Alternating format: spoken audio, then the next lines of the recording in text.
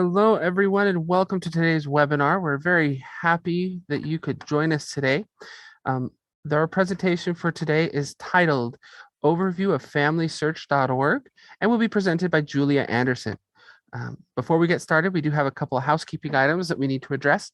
First, this class is being live streamed to Facebook. You will be able to see a recording of this class on the Family History Library Facebook page for a limited amount of time. Second, we will be posting the link to the handout in the chat if you're attending on Zoom throughout the presentation, and we'll pin the link to the top of the comment section on the Facebook stream and video. Third, if you have a question, please feel free to post that question into the chat if you're attending on Zoom or into the comment section if you're joining us on Facebook. We will try to answer questions as they come in, but we will also answer questions following the presentation. Fourth, if you are attending via Zoom and would like to have your question or comment be seen by everyone, please make sure that your chat message is set to panelists and attendees.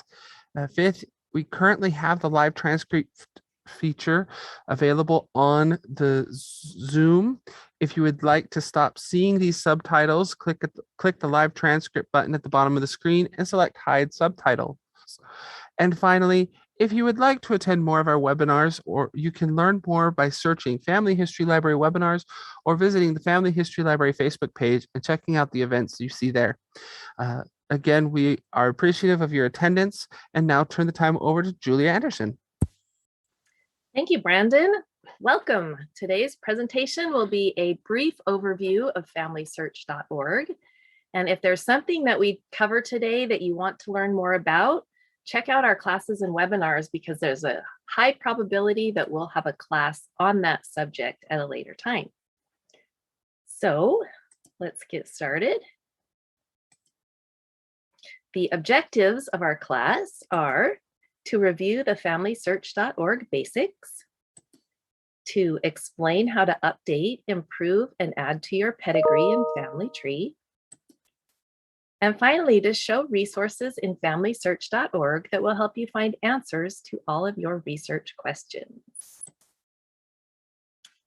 So let's get started.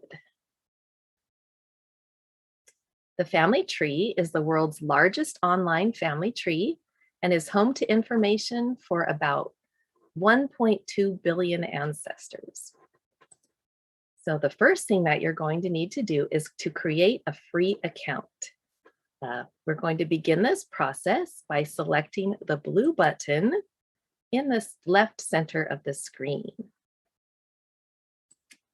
Next, you're going to need to fill out your basic personal information.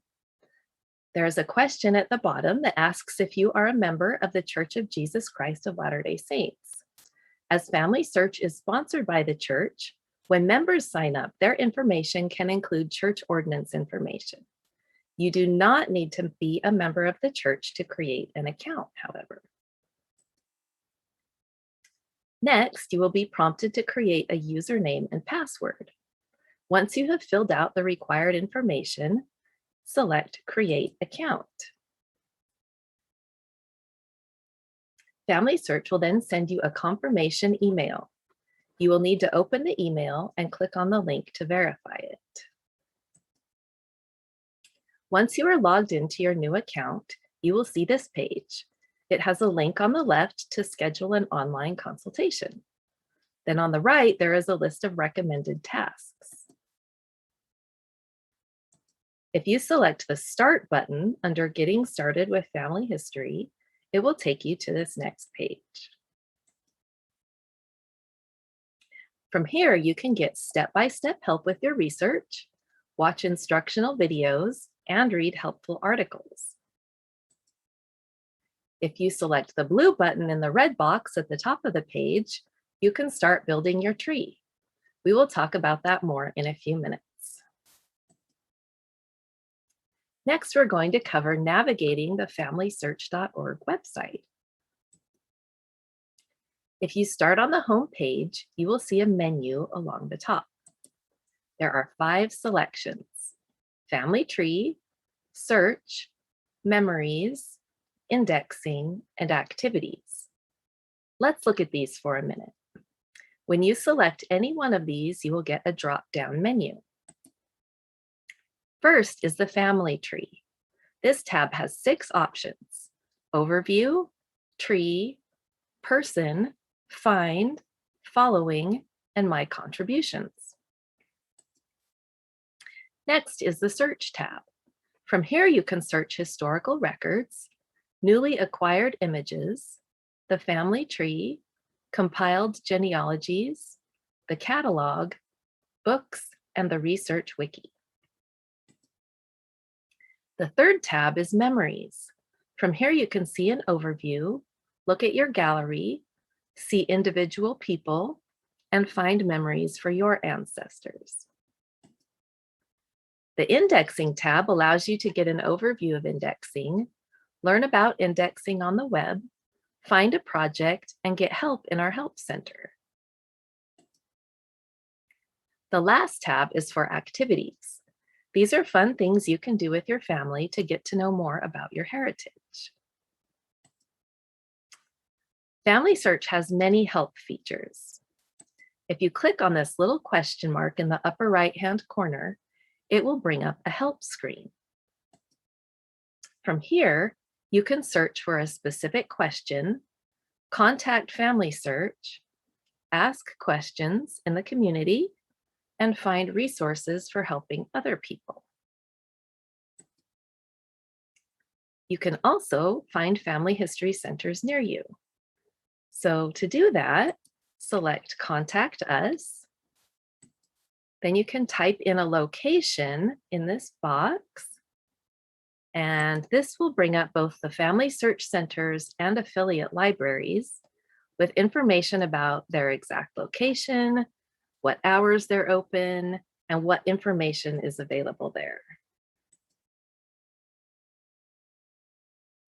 So now let's look more in depth at the family tree. When you're building your tree, you will start with yourself and then enter your spouse and children, parents, and grandparents. Living people are always kept private, so anyone living who you add to your tree will only be visible to you. So the tree actually guides you in adding family members. Simply click on the black box with the plus sign inside to add individuals. Once you click on Add Father, the screen will look like this. You just need to fill in the blanks. Once you select Next, you will return to this screen and you can select Add Mother.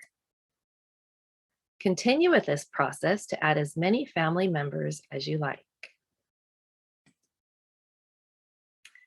The family tree has several different views, charts, and forms that you can use. This is the landscape pedigree view. The main ancestor is in the center, with his children on the left and his parents and grandparents to the right. This is the portrait pedigree view, with the main ancestor in the center, his parents and grandparents above him, and his children below. Here is a fan chart. The main ancestor is in the center, spouse and children are below, and ancestors are fanned out above. This chart can actually be customized to show family lines, birth countries, sources, stories, photos, and research helps. You can also choose how many generations to display, anywhere from 4 to 7. This is the descendancy view. The main ancestor is at the top, and his children and grandchildren are listed underneath, with each generation increasingly indented. If I want to print charts for someone in my tree, first I need to find that person and select them. Next, choose Person View in the bottom of the pop-out card. That will take me to the Person page. If I scroll down, I can see the person's family members. On the right in the toolbox is a section called Print, and there I can select which types of charts I want. So you can see there's a list there. Here is the pedigree chart view. This is an example of the portrait pedigree, how it would look when I print it out. This is what the printed fan chart looks like. And here is a family group record. So now let's look more at how individuals are displayed in the tree. This is the person page for Clara Smith.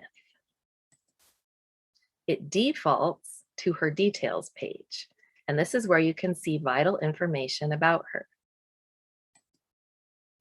If you scroll down, you can also see other information, such as year of immigration and different residences, and those are based on census and other records.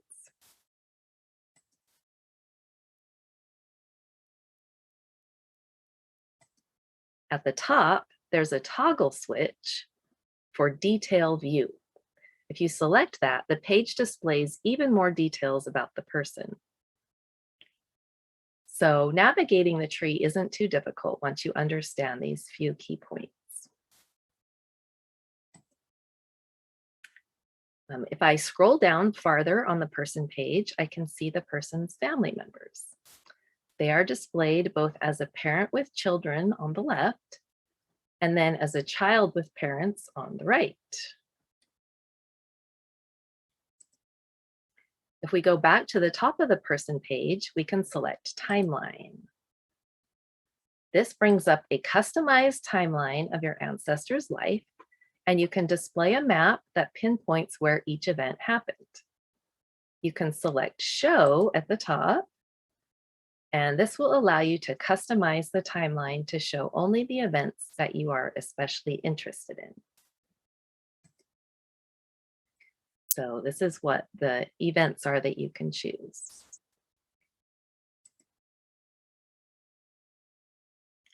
The next item on the person page menu is sources. So you can add sources with URL, images, citations, and descriptions. If you select the Options button, that allows you to sort sources by chronological or custom order. And you can also select to show unfinished attachments. And that allows you to attach the sources to other people that are included in the source. So next on the person page is the Collaborate tab. This allows you to add notes and discussions regarding your ancestor. These are visible to others looking at the tree. So to add a new note, simply click on the black box with the plus sign that says Add a new note. And then to add a new discussion, you do the same under the Discussions tab. The last item on the person page menu is Memories. And this is where you can upload photos of your ancestor. I have another example here for another individual. If I select Memories, I can go and see the photographs. I can also see documents that have been uploaded. And here there are several newspaper articles. There are some stories that people have uploaded just as Word documents or PDF files. And there's also a section for audio files. So if I had a recording of this individual speaking, or if I had someone telling about his life, I could upload the audio file and then other people could access it. There is a Family Search Memories app that you can download on your phone or tablet. And that makes uploading files to memories very easy. And you can find that in your app store. It is free. Each person page has a little star in the upper right-hand corner that says Follow next to it. If you click on that star, it will change to black and will say following. So you can see that there in the middle of that pop out. When you're following someone, that means you'll be notified when someone else changes the information or adds a new source for that ancestor.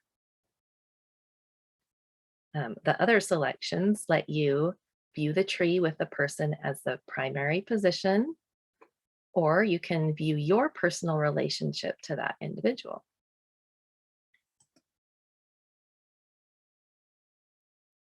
Something Family Search has recently added are individual discovery pages. So if I click in the upper right-hand corner where it says Go to New Discovery Page, then that will take me to it. There's also a link in the left-hand corner of the page that lets you learn about what's different on the page, and it's another direct link to the discovery page. So the discovery pages look like this, and they contain a collection of some of the information about your ancestor, but it's all put together in a neat, attractive way that you can share with other people. And you can view photos and timelines here and explore that person's heritage by doing some interactive activities.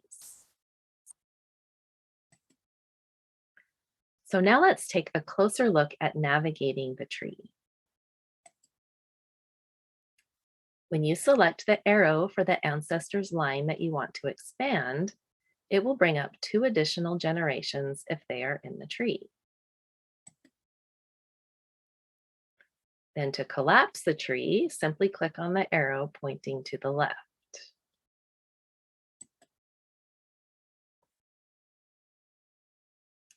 To find a specific person in the tree, simply select Find from the top menu. Then you can search by name, or you can search by ID number if you happen to know what that is. If you select Following from the menu, then you can see all the people you have chosen to follow along with changes made to their information. So here's a list of people that I'm following, and Family Search also brings up some individuals that it thinks I would like to follow. If you select My Contributions, then you can see sources that you have attached to the tree and changes that you have made to that individual's information. So here you can see that My Changes is highlighted. And for this person on the top, Heinrich de Pold, I've attached a source. And you can see down the list that there are different things that it says that I've done to make changes. If you select Stats, you can see how many changes you have made over a period of time.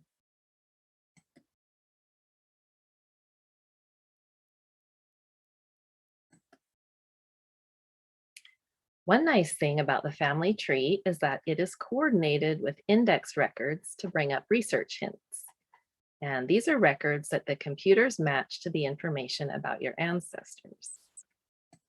Research hints look like little blue squares with a white icon of a person's silhouette and some writing inside. You can see 5 of them on this pedigree. Here they are, these little blue squares. So to access these hints, you select the person that you want to view. And then that will bring up the individual's person page. And the research hints are in the upper right-hand corner under Research Help. If I click on the hint, it brings up a box with some information from the source. If I select Review and Attach, then I can see the source information compared to the information that I already have in my tree. The information from the record is shown on the left, and the information from my tree is shown on the right. So then if you're confident that the information from the source is for the same person as the one shown on the right, you can add the information. simply click Add.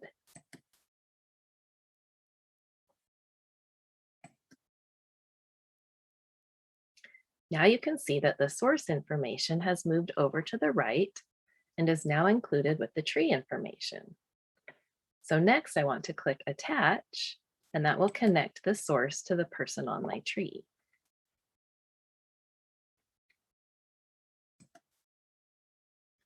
Now that you've added the information and attached the source, you can return to the family tree.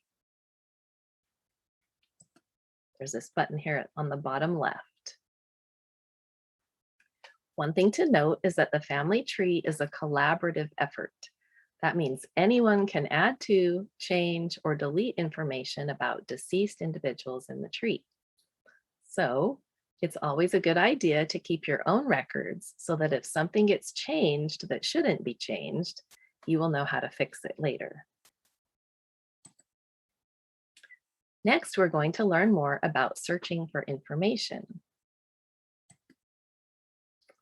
Finding historical records is an integral part of family history research, and there are several ways to do that on the Family Search website. So from the Family Search homepage, if you select Search, then you can select Records. This will bring up a search page where you can enter information about your ancestor. This is under the heading Search Historical Records. You can also do research by location. If you type in the title of the collection that you want to search in this box, it will bring up that collection specifically. You can also browse all the published collections by clicking the link at the very bottom of the screen. Then that link will bring up an alphabetical listing of the indexed record collections. So from here, you can sort by the title or by the place. And if you click on this little tiny arrow, it will alphabetize things for you.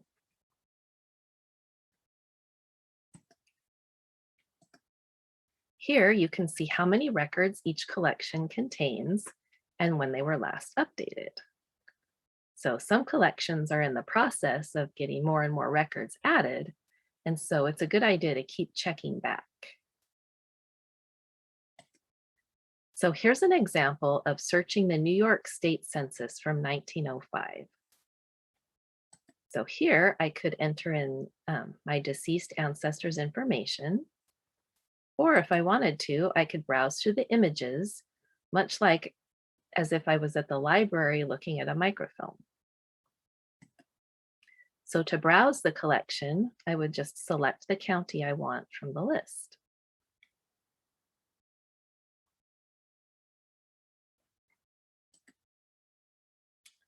So Family Search has different levels of access due to agreements made with certain repositories, as well as copyright law. And the catalog uses icons to quickly tell guests the accessibility of the records they're seeking. The document icon means that the resource is an indexed record or transcription of the document. A camera icon means you can view the image of the original document from any web-enabled portable device.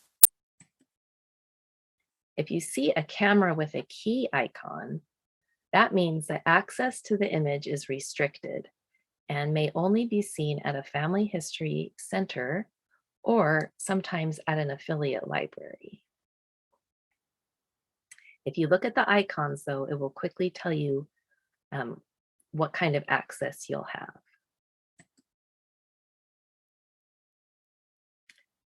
You can also explore unindexed images at Family Search.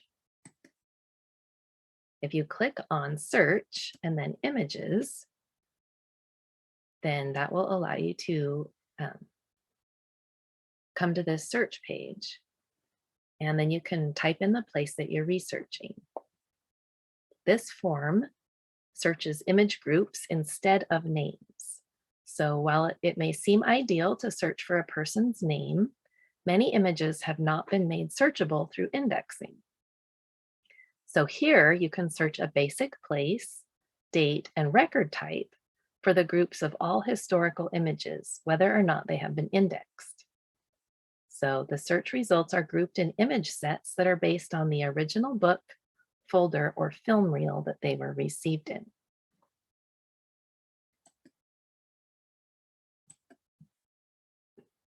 So for instance, if I searched for England, here is a list that could come up, and it has over 180,000 results of records that I could browse. Something else I can search for on Family Search are genealogies.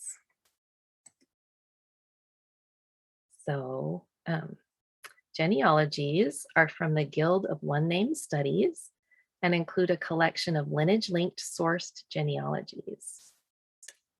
Community trees are a collection of lineage-linked sourced genealogies for specific communities and time periods.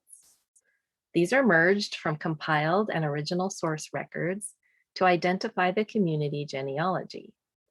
Records include specific source data, and most are part of extended pedigrees and family groups. Oral genealogies are spoken lineage-linked genealogies from localities throughout the world. Many localities have no written records, and oral genealogies may be the only records available for genealogical research. Other collections included in here are partner trees. One is from mytrees.com, and this is a static collection of lineage-linked ancestor trees that was submitted and curated before 2020 by users of mytrees.com, which is a family search partner. And entries there may include names, family relationships, and dates, and places of events. Accuracy of the data in these genealogies varies from tree to tree, so we encourage you to validate all data that you find here.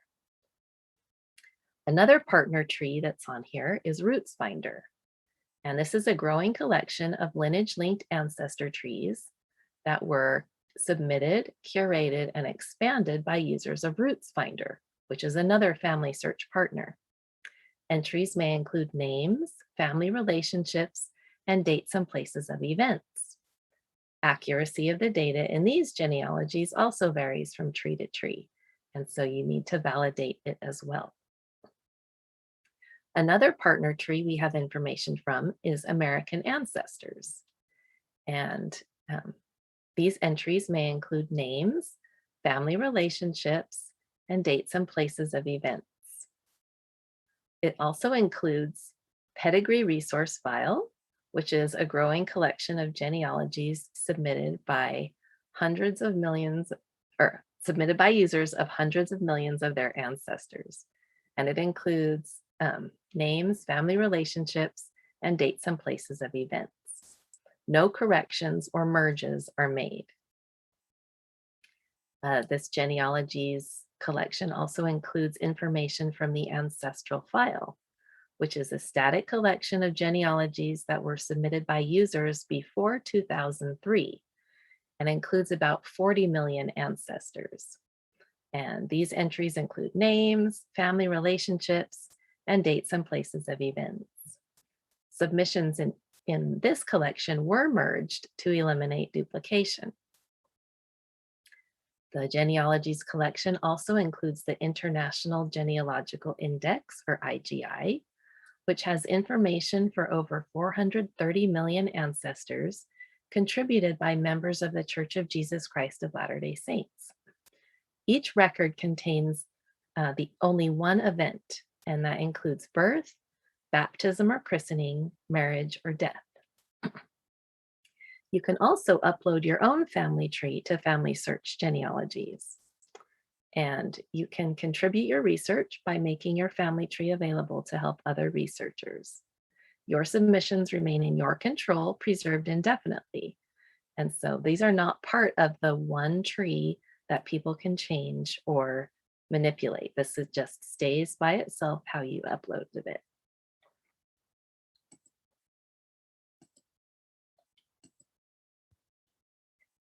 All right, so now we're going to talk some about using the catalog. And I think that the catalog is one of the best kept secrets of Family Search. So to access it from the Family Search home screen, you select Search, and then in the drop-down menu, select Catalog. There are several different types of searches, but I always like to start with a place search because in the United States, at least, the majority of records are housed on a county level. So I typically start with a county name. You can also do a surname search, a title search if you know the specific title of a book or collection you're looking for, an author search, a subject search, and a keyword search.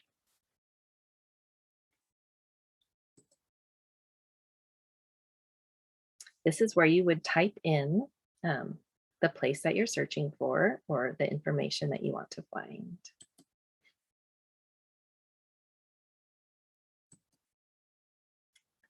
So this is what the place search looks like. If I had looked up York County, Pennsylvania, I would get a list of collections of records that we have for this county.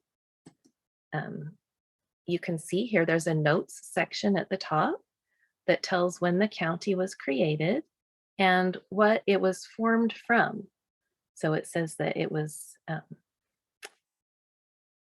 created in 1748 from part of Lancaster County, and that subsequently Adams County was created from it in 1800.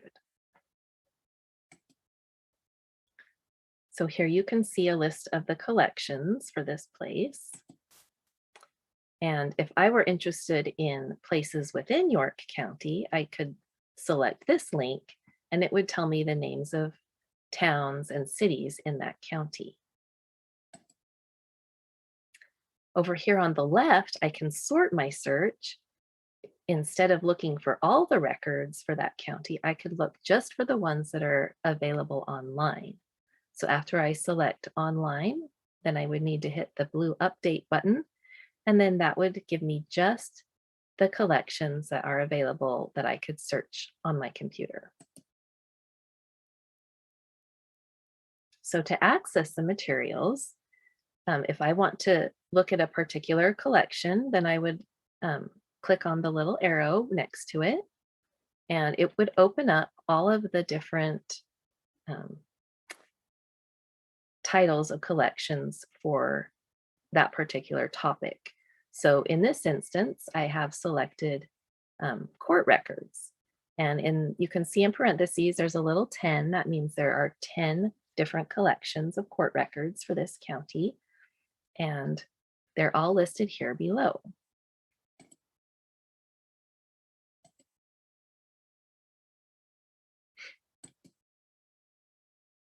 So then if I want a particular one, I can select it and then scroll down and it will give me the call number at the library. If I had selected just online materials, then I wouldn't get books that are just on the shelf at the library.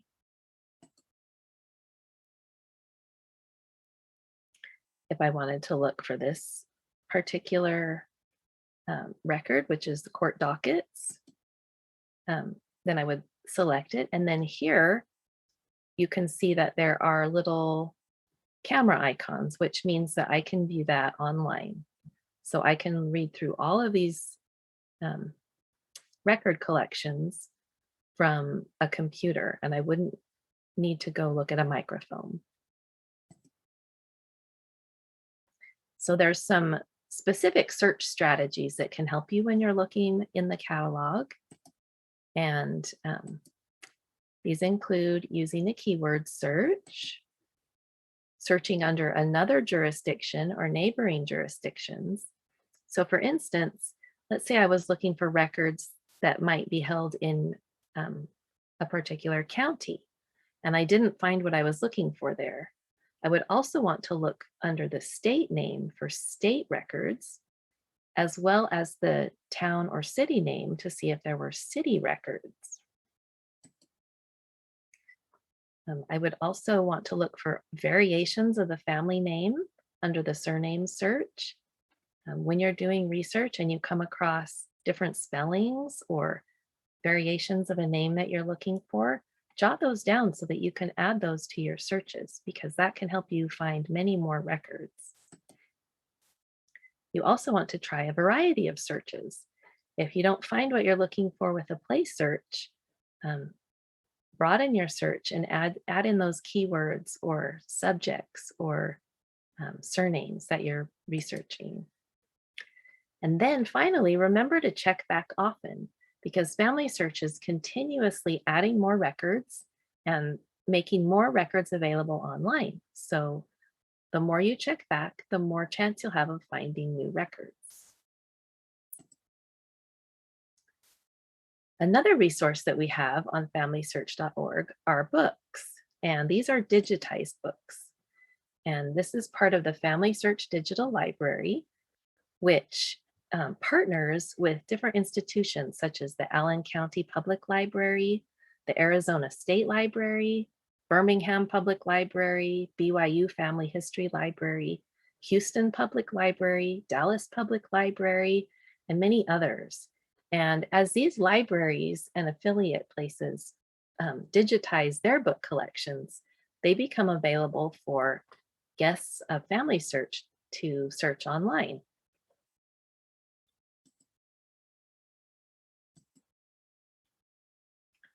So another very great resource on Family Search is the Research Wiki.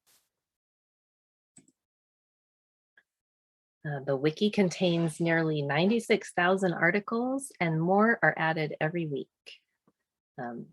These articles include information about online records, as well as links to those record collections. It also has linked pages that guide beginning genealogists starting the research process, and gives guests access to hundreds of live and pre-recorded classes and webinars, informative articles, and how-to guides. So let's talk for a minute about how to access the wiki. So after going to the Family Search home screen, you're going to select Search in the top menu bar. And then in the drop-down menu, Research Wiki is the last item, and you want to select that. Then that will bring up the Research Wiki search page.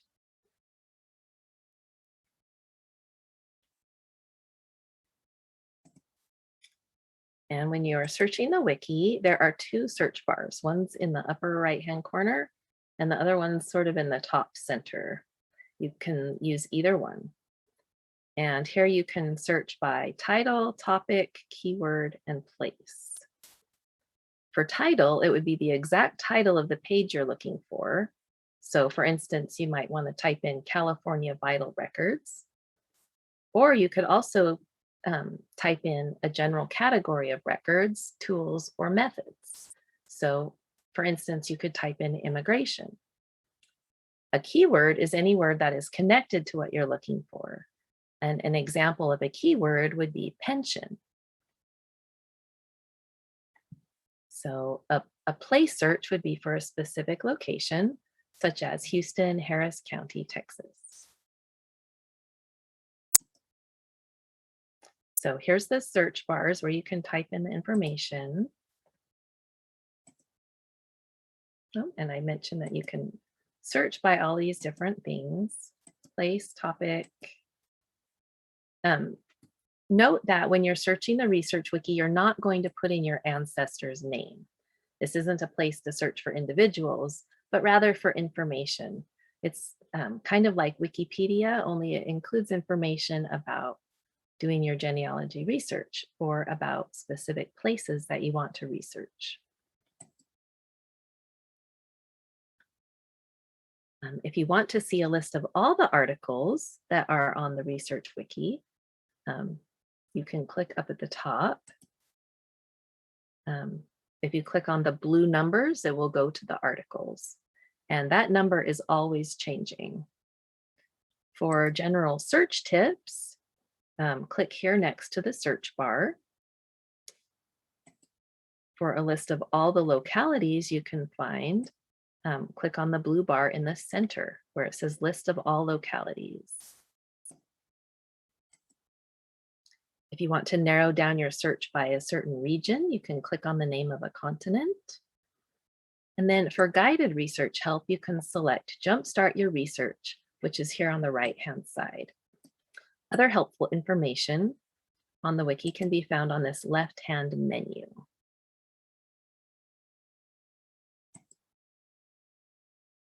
So once you become familiar with searching the wiki, you can start using its resources to help you in your research.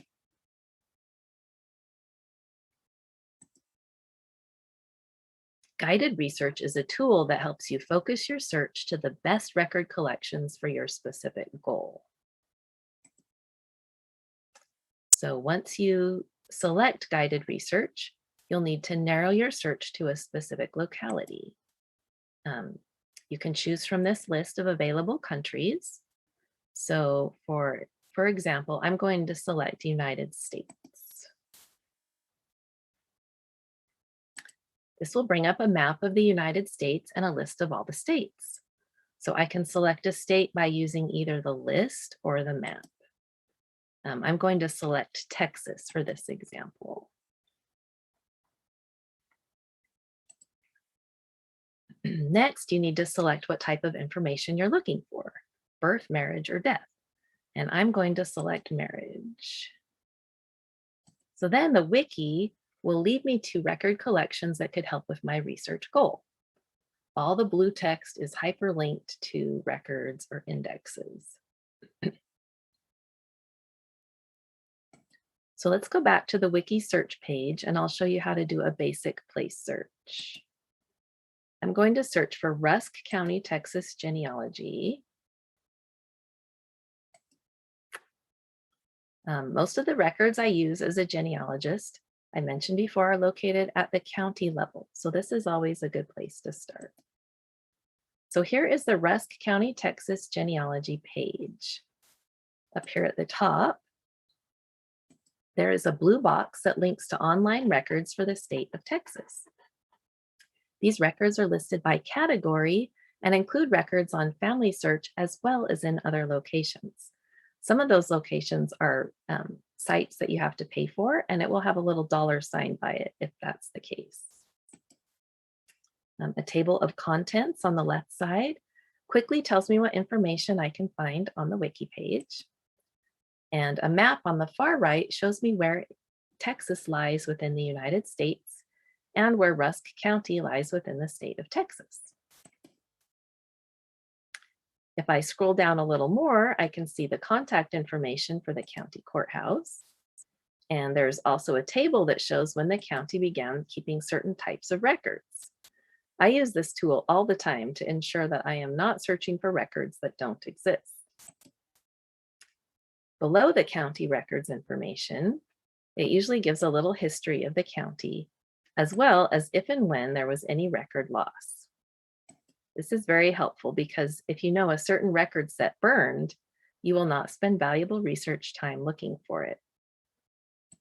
The page will also give you a list of towns and cities within the county and the names of all neighboring counties. This is especially helpful if your ancestors lived near a border. Resources for your research, including cemeteries, census information, church records, land documents, and local history, are also included on the wiki. The next section includes links to maps, military records, newspapers, probate records, and tax records.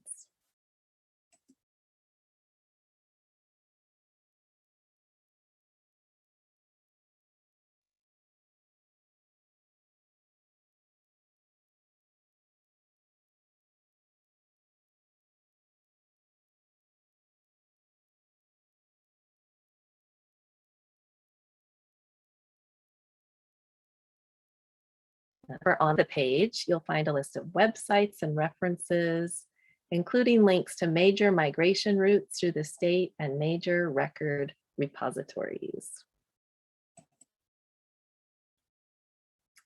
Another really great asset of the Family Search Research Wiki is the Online Learning Center. This is where you can access pre-recorded classes and webinars and watch live classes every week. So if you search for classes in the Learning Center, it will take you to this page where you can access over 2,000 pre-recorded classes on topics from beginning research techniques to reading cemetery art to exploring church records in Norway. You can sort the lists by clicking on the tiny little arrows on the ID, title, presenter, and language bar. They're very small. For live sessions, search for Family History Library classes and webinars. On this page, you can access the class schedule for the next several months, register for classes, and download presentation handouts.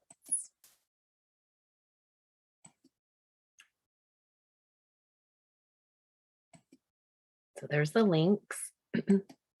And then there's also a handout link for each class. I know when we teach classes, a lot of people have trouble finding the handouts, but there they are right on the Research Wiki. Another resource offered through the Research Wiki is the opportunity to sign up for online genealogy consultations. And these are generally 20-minute Zoom conferences that are one-on-one with you and a research specialist from the Family History Library. One way to access these consultations is to go to Virtual Research Strategy Sessions, which is actually now called Virtual Genealogy Consultations on the Wiki. And you can read the important information on the page. When you're ready to book a session, you can click on the blue link right here, and it will take you to the Family History Library online consultation sign-up sheet.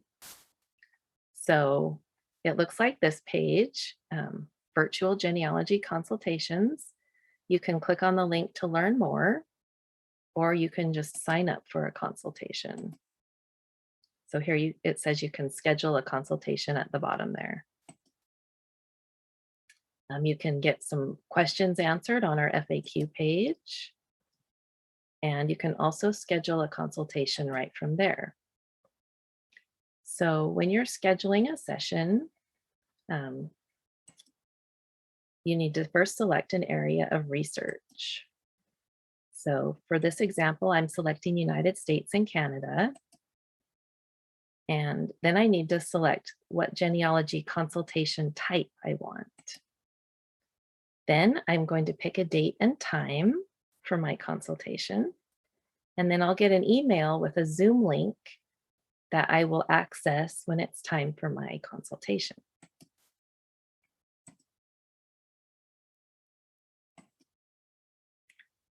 All right, next we're going to talk a little bit about indexing. And this is the final, one of the final tabs on the Family Search page. Every time you search a collection of records for an individual's name, you do so because of indexed records. And so every record hint that appears on your tree is possible because someone like you indexed that record group. And genealogists benefit every day from these indexed records. So indexing is a great way to pay that favor forward. It began in 2006. And since then, we have produced more than 1 billion searchable records.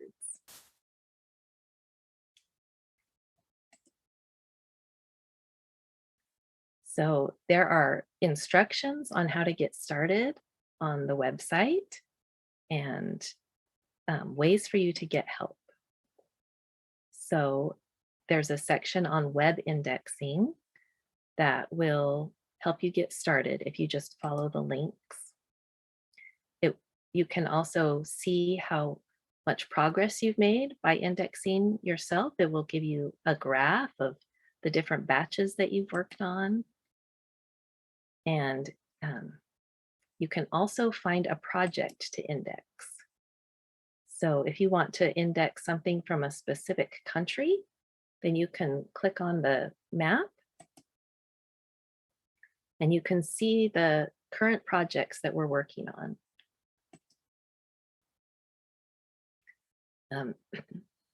This will show you how much progress has been made in each category of records.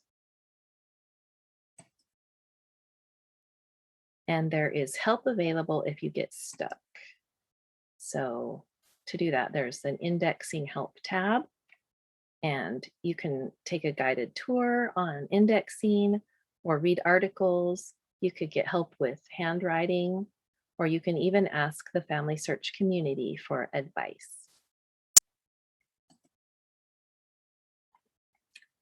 Okay, the final section on the FamilySearch.org website on the main menu is activities. And these are fun things that you can do with your family or by yourself to learn more about your heritage. So these are some of the same activities that are available in the Discovery Center at the Family Search Library in Salt Lake City. And they include where am I from, famous relatives, all about me, compare a face, where you can take a picture of your own face and the program will see which ancestors of yours look the most like you. You can record a personal story, and you can also put your photograph into a picture of someone wearing native dress. So you can put your own face in historical photos, which is pretty fun. There are in-home activities you can do. You can read your family members' obituaries. You can take quizzes about your ancestors, discover historical records. You can learn about temples. You can research your pioneer ancestors and find out which ones of your ancestors may have crossed the plains in America. You can learn about missionaries or World War II and some different other categories of activities that you can do with your family. So that concludes our very brief overview of Family Search, and we will now open it up to some questions. Great. Thank you so much, Julia, for your presentation. We did have a question about the virtual consultations. What is the cost of one of those sessions? Those sessions are totally free. They suggest that you don't schedule one more than once a week. But if you're actively working on research and you have a lot of questions, we are happy to help. Your consultation will be with someone who specializes in your area of research. And so we will help you find the next steps that you need to take to find more about your ancestors. Are there any other questions? Wonderful. At this point, I'm not seeing any other questions. The chat's been pretty quiet. I'm not sure.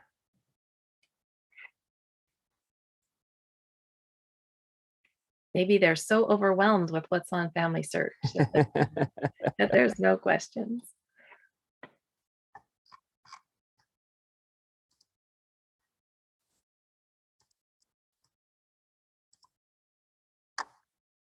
All right, well, I just encourage everyone that's here to explore the website. You're not going to break anything by clicking on the links, but just start playing around with it and see what you can discover about your family. Great. Thank you so much, Juliet. And we're very happy that you, again, we're excited and happy that you could join us for today's presentation. We do have a presentation tomorrow, which will be held at 10 a.m. Mountain Daylight Time. That presentation is titled Jumpstart Your German Research with Ortsfamilienbucher or sieben Bucher. If you are familiar with German research or have German ancestries, you will not want to miss that. And you can learn more about this presentation by going to the Google and searching Family History Library webinars. Thank you again for your attendance, and we'll see you next time.